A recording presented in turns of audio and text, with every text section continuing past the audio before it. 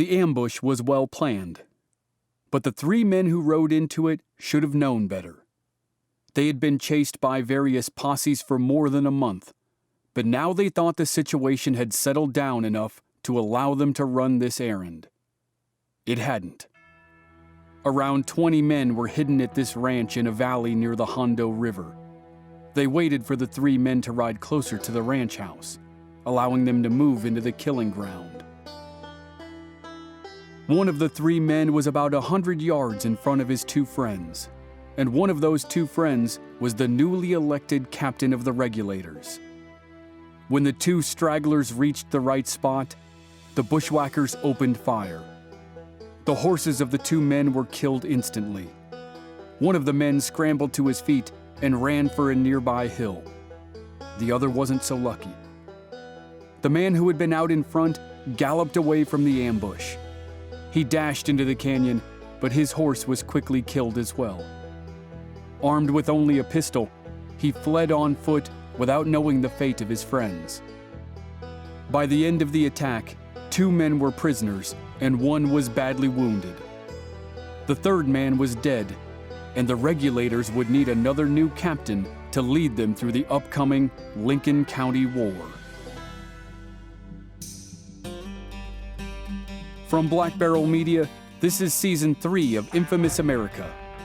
I'm your host, Chris Wimmer, and this season we're telling the story of the most notorious outlaw in American history, Billy the Kid. This is Chapter 6, Lincoln County War, Part 1.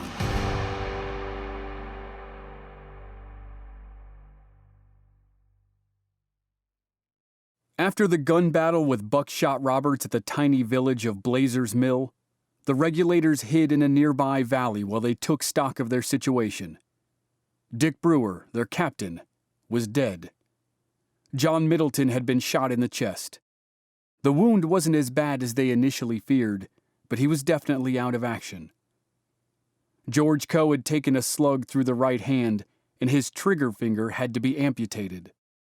And Jim French was still nursing the gunshot wound to the leg that he'd sustained in the ambush of Sheriff Brady.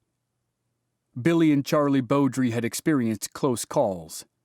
All in all, they were in rough shape, and it was time to lay low for a spell. While the Regulators rested, the legal wheels spun fast in Lincoln. Judge Bristol from Mesilla arrived in town to get the ball rolling. He was one of 2 men whom Governor Axtell had declared to be legal authorities in Lincoln. The other was the now dead Sheriff Brady. The judge appointed a new sheriff, John Copeland. Judge Bristol convened a grand jury to hear testimony about the chaos in Lincoln County. First, the jury gave Alex McSween the only good news he'd heard in months. He was completely exonerated of the embezzlement charge involving the life insurance money.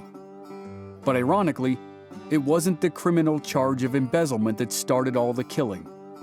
It was the civil lawsuit filed by Emil Fritz's brother and sister that caused the trouble. It had allowed Judge Bristol to issue the writ of attachment that let Jimmy Dolan confiscate Tunstall and McSween's property. That matter was still pending. Next, the grand jury indicted pretty much everybody for one murder or another. They indicted outlaw Captain Jesse Evans and 3 other men for the murder of John Tunstall. They named Jimmy Dolan and Billy Matthews, the leader of the posse, as accessories. They indicted Billy Bonney, Fred Waite, John Middleton, and Henry Brown for the murder of Sheriff Brady and his deputy. Lastly, the jury indicted 9 men for the murder of Buckshot Roberts. Billy, Fred, John, and Henry now had 2 counts of murder against them. Added to the list were most of the surviving Regulators: Charlie Beaudry, Doc Scurlock, Dirty Steve Stevens, George Coe, and John Scroggins. All the arrest warrants were handed to the brand new sheriff, John Copeland. It seemed like the toughest way to begin a new job, but it wasn't for Copeland, because he made no attempt to serve them. This infuriated Jimmy Dolan. Since he couldn't count on the local sheriff to kill or capture the Regulators, he put other plans in motion. But his time was running out. A special agent from the Justice Department was on his way to Lincoln to investigate the murder of John Tunstall and the Santa Fe Ring. An inspector from the Interior Department was also en route to investigate some of Dolan's other activities. And Alex McSween had just posted a notice in the newspaper offering a $5,000 reward for the arrest and conviction of the men who killed John Tunstall. The money was put up by Tunstall's family in London. And if all that wasn't bad enough, the worst-case scenario had just happened to Dolan's business. Despite all his rackets, despite the support of the local legal system, and despite an alliance with the Santa Fe Ring, the James J. Dolan Company declared bankruptcy. Jimmy Dolan and John Riley had mortgaged everything to the leader of the Santa Fe Ring, U.S. Attorney Thomas Catron, and now he owned it all. On top of that, the man who had started the operation, Lawrence Murphy, was dying of cancer. The house was collapsing, and Jimmy Dolan was preparing to leave Lincoln. But not yet.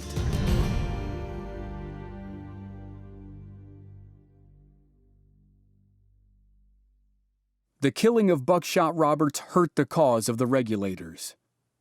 They began with a purpose that could be viewed as noble and righteous, but then they killed Morton, Baker, and McCloskey under suspicious circumstances.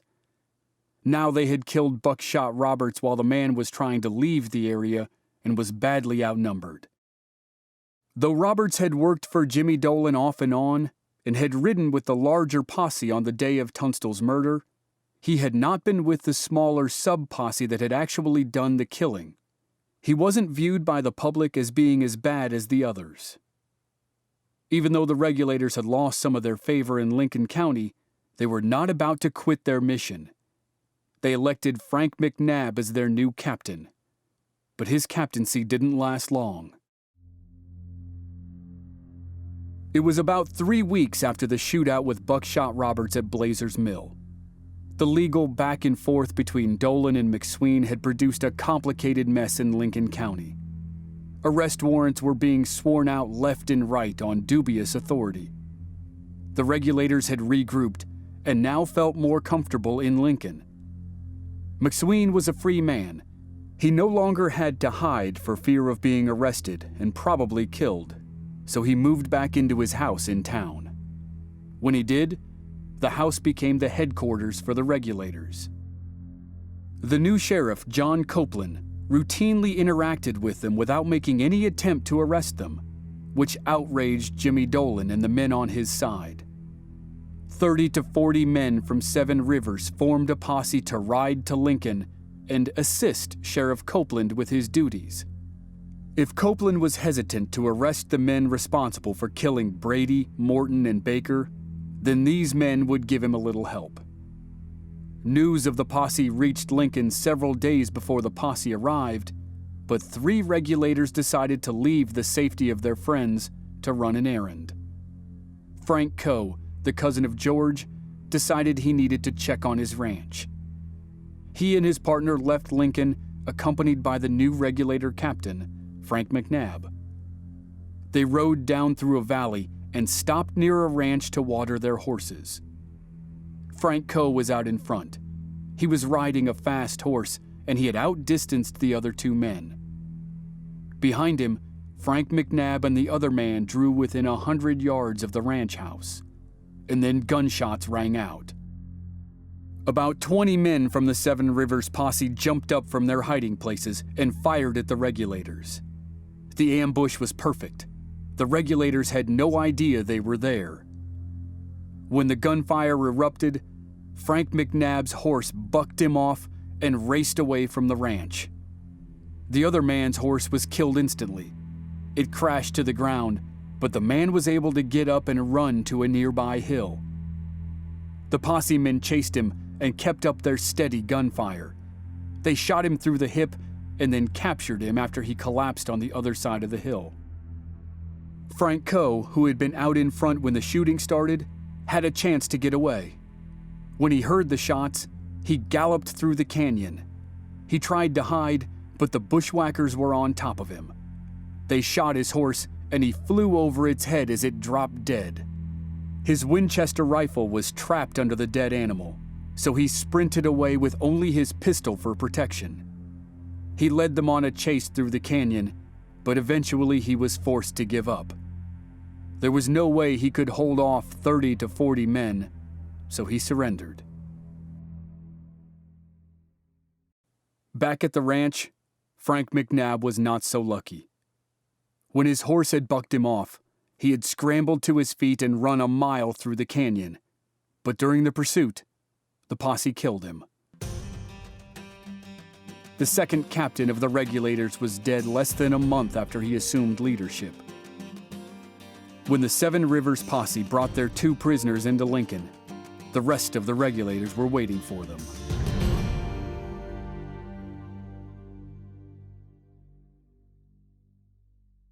That night, a mail carrier brought the news of the ambush to Lincoln. When George Coe found out about his cousin's capture and Frank McNabb's murder, he was enraged. He and Henry Brown grabbed their rifles and climbed up onto the roof of a building that marked the eastern edge of Lincoln. From there, they could watch the road into town. Around dawn, the Seven Rivers Posse slipped into the perimeter of Lincoln. A few of them skirted the main drag and set up at the Dolan store. The rest fanned out along the river opposite the building where George and Henry waited. They hid in the trees as the sun rose. As strange as it may seem, the Battle for Lincoln, as it was called, began with shots fired at a man who was sitting on a cow. George and Henry spotted the cow about 400 yards away. A man whom they judged to be an enemy was sitting on it. They each fired 1 shot from their rifles. Henry's shot fell short, but George's hit the man. The bullet didn't kill him, but the poor guy toppled off his cow. After that, both sides opened fire. The Regulators stationed themselves on rooftops and behind walls. They fired across the street toward the Seven Rivers men in the trees. More Seven Rivers men poured out of the Dolan store on the other side of town. As they ran down the street toward the firing, the Regulators pushed them back with volley after volley. Gunfire gripped the town of Lincoln for 4 hours. As the 2 sides traded shots, Sheriff Copeland sent urgent word to Fort Stanton that he needed troops. Late in the afternoon, a detachment thundered into town to act as a barrier between the Regulators and the Seven Rivers Posse. The Army's arrival ended the day-long standoff. Miraculously, no one had been killed, and the only man wounded had been the guy sitting on the cow. But April 30th, 1878, showed a dangerous escalation in the Lincoln County War. Prior to this, gunfights and killings had been limited to the lands outside Lincoln. Now, both sides proved they had no problem conducting a battle right in town, and it wouldn't be the last.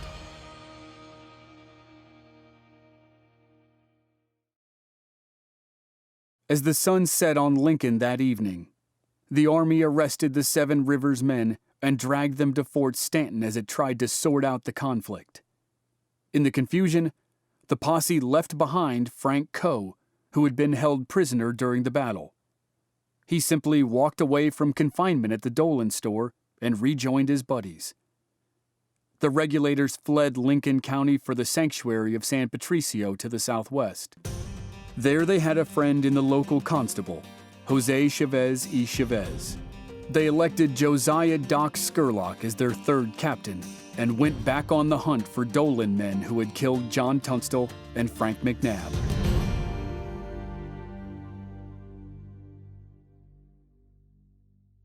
Exactly 2 weeks after the Battle of Lincoln, the Regulators rode down the Black River toward a cow camp that belonged to Jimmy Dolan. Or at least it used to belong to Jimmy Dolan. Thomas Catron, the leader of the Santa Fe Ring, now owned everything that had belonged to Dolan.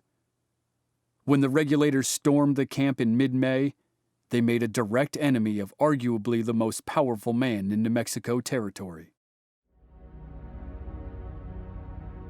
By this point, The Regulators were almost two posses working together. Doc Scurlock commanded the core group that had been in it since the beginning. Then a group of Hispanic supporters commanded by Jose Chavez joined in San Patricio. Together they swarmed the cow camp on the Black River. They drove off the cowboys and wounded 2 men in the process. But the real prize was the capture of Manuel Segovia. Though he'd been described as the camp cook, he also rode with the posse that killed Tunstall and the posse that killed Frank McNabb. The Regulators believed he was the man who actually murdered McNabb, and a predictable outcome awaited him. As the posse rode back up the river, it was said later that Segovia spurred his horse and tried to escape. Billy and Chavez chased him and killed him.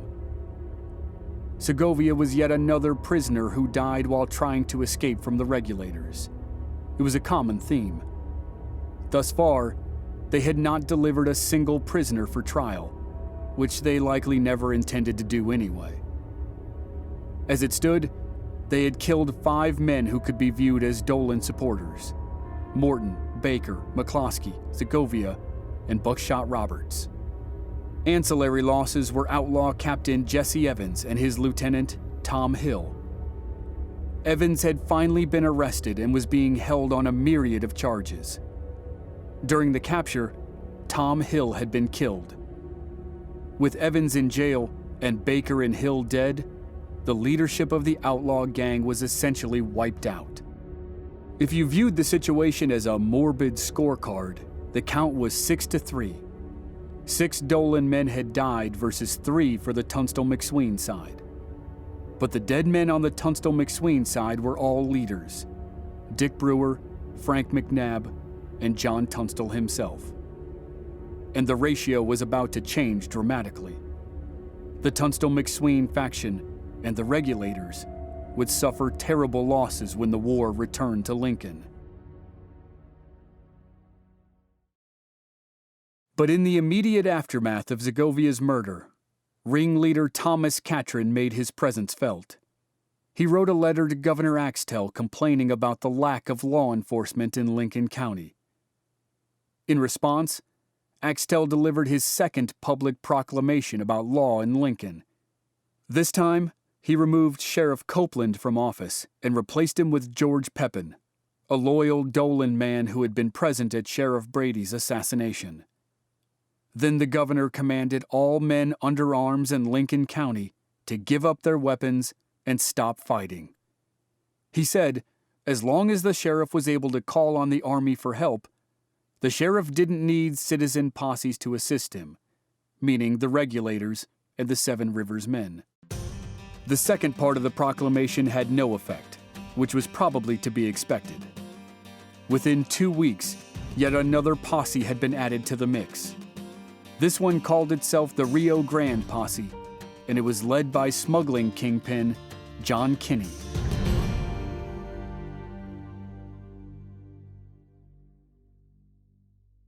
While the Regulators hunted Segovia, and the governor issued proclamations, and John Kinney's gang rode up from the south, the special agent from the Justice Department conducted his investigation in Lincoln.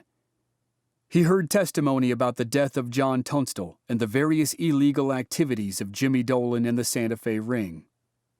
Numerous Tunstall supporters, including McSween and the Kid, once he'd returned from killing Segovia, gave depositions about all the nefarious happenings over the last few months. By early June 1878, the agent had wrapped up his investigation and traveled back to Washington to make his recommendation. McSween would rejoice in the outcome, but it would be too little, too late. As soon as the agent left Lincoln County, Jimmy Dolan marshaled his resources for one big push against McSween and the Regulators. Dolan's loyal sheriff, George Pepin, raised a posse from the Lincoln area. He was assisted by soldiers from Fort Stanton. With John Kinney's gang and some men from Seven Rivers, there were 3 posses hunting for the Regulators. Over the next month, the posses chased McSween and the Regulators around Lincoln County. The regulators camped in fields and in the mountains. They lived off the land, and they dodged posses at every turn. When they needed supplies or information, they went to the little village of San Patricio southwest of Lincoln, so the posses ravaged the tiny town. Pepin's men and Kinney's men took turns terrorizing the community in an effort to lure the regulators into a fight or to ruin their base of operations. Several times the regulators exchanged shots with the posses, but neither side suffered losses. Then, in early July, the regulators sought shelter at John Chisholm's ranch. The Seven Rivers posse cornered them there and laid siege to the ranch. But the Seven Rivers mob was on its own when it came to the blockade.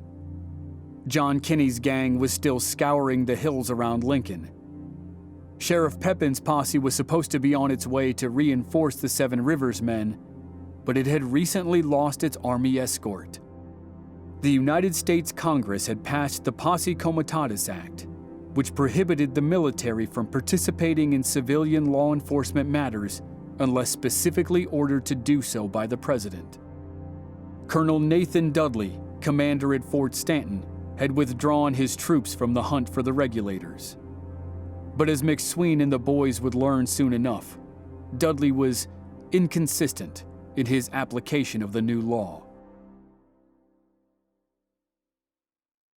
After several days trapped at the Chisholm Ranch, McSween and the regulators slipped through the Seven Rivers blockade and headed for Lincoln.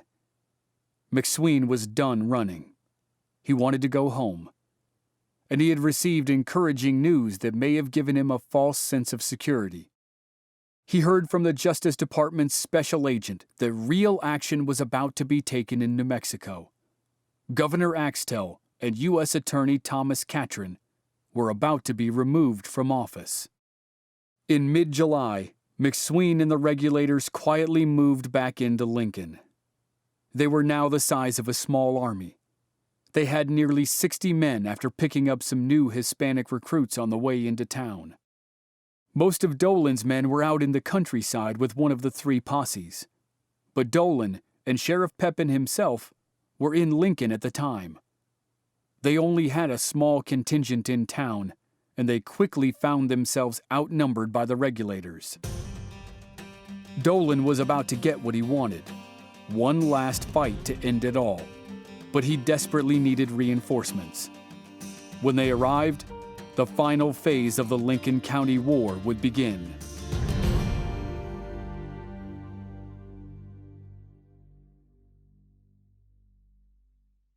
In the space of one evening, Dolan and Pepin went from believing it was just a matter of time until they wiped out the regulators to being trapped in Lincoln by them. Pepin dispatched a messenger to track down John Kinney's posse and bring it back to town at a gallop. The messenger warned Kinney that the regulators had 60 men fortified in 3 main strongholds. It would be unwise to charge straight into town, but that's exactly what Kinney's men did. They rode into town with guns blazing to relieve Dolan and Pepin. The regulators fired at the posse, but then both sides retreated to their safe houses to plan their next move. Dolan and Pepin had about 40 men, including Billy Matthews, who had led the posse that killed John Tunstall, and outlaw Captain Jesse Evans. Jesse had been rotting in jail while he waited for his trial for John Tunstall's murder. The corrupt judge down in Mesilla had conveniently granted him bail, and he had ridden to Lincoln to take part in the war. Dolan's men occupied positions on one end of town, and McSween's men occupied positions on the other. McSween had returned to his home with Billy, Chavez, and more than a dozen other men, who now included Billy's new best friend, Tom O'Folliard. Doc Skurlock, Charlie Beaudry, Dirty Steve Stevens, and many more regulators stationed themselves at a building on the east end of town. A third group holed up in Juan Patron's store. The battle lines had been drawn, and the two sides settled in for a fight. The first day, Monday, saw sporadic firing all day long. but both sides knew a full assault would be suicide. When darkness fell, the town grew quiet. The next day, Tuesday, Dolan and Pepin sent a note to Fort Stanton asking Colonel Dudley if they could borrow his cannons. Thankfully, he said no, but he sent a soldier to Lincoln to see what was going on. Late in the evening, the soldier rode into town, and the regulators at McSween's house fired on him. He turned around and galloped back to the fort. This action would prove to be the fatal mistake by the regulators, and the first fatality would happen the next morning. On Wednesday, the third day of what was called the 5-day battle, the first man was shot. 2 of Sheriff Pepin's men had been posted in the hills south of town. They decided to leave their hiding spot. As they walked down the hill, a shot was fired from one of the regulators' strongholds. It punched into one of the men, Charlie Crawford, cutting through his body from one hip to the other. The other man scrambled away to safety, but Charlie Crawford lay on the hill all morning and into the afternoon, roasting under the July sun. At about noon, 5 officers from Fort Stanton arrived to investigate the shots fired at the soldier the previous day. They had no idea Charlie Crawford was dying on the hill outside of town. When they rode into Lincoln, they found an eerie sight. The main street was completely empty. Every home was closed. Every business was closed. Large groups of men were stationed at either end of town, and they fired at each other continuously. The officers questioned Dolan and Pepin about the shots fired at the soldier. The 2 men obviously said the shots had come from McSween's crew, so the officers interrogated McSween. McSween denied the action, but the officers determined that the shots had, in fact, come from his house. At that point, the officers learned about Charlie Crawford up on the hill. They were able to bring him down and take him to the military hospital at Fort Stanton, but he died a week later. He was the first man grievously wounded in the siege of Lincoln, but he was not the first to die. The first men killed in the 5-day battle would die in Alex McSween's yard. His house would become a kind of Alamo, with similar results.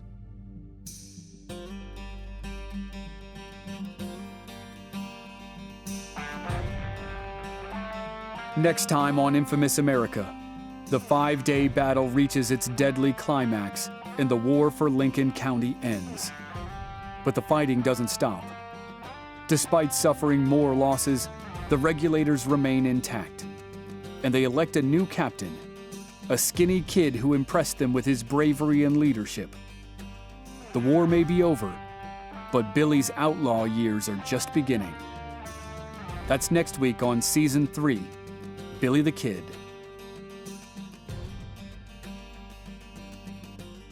Research assistance for this season was provided by Aaron Aylesworth. Original music by Rob Valier. Editing and sound design by Dave Harrison. I'm your writer and host, Chris Wimmer. If you enjoyed the show, please leave us a rating and a review on Apple Podcasts or wherever you're listening. Please visit our website, blackbarrelmedia.com, for more details and join us on social media. We're Black Barrel Media on Facebook and Instagram, and B Barrel Media on Twitter. Thanks for listening. We'll see you next week.